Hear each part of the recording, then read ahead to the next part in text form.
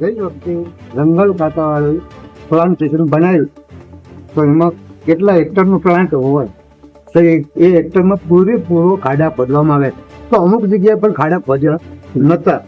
આ વખતે આજ 2026 સાલ ગઈ સાલે હતું 2025 બરોબર. 25ના ખાડામાં પ્લાન્ટ હતું એ 2026ના ખાડા 2025માં ખોદ્યા છે.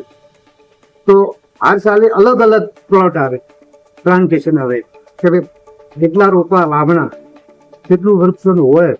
તો ગઈ સાલવાળા પ્લાન્ટેશનમાં નવેસરથી કેમ પ્લાન્ટેશન કરવામાં, તો આ વખતે કોઈ પ્લાન્ટેશન કમ પડતું હતું, હેક્ટર કમ પડતું હતું, એટલે જૂના પ્લોટમાં આ લોકો નવેસરથી ખાડા ખોદવામાં આવે.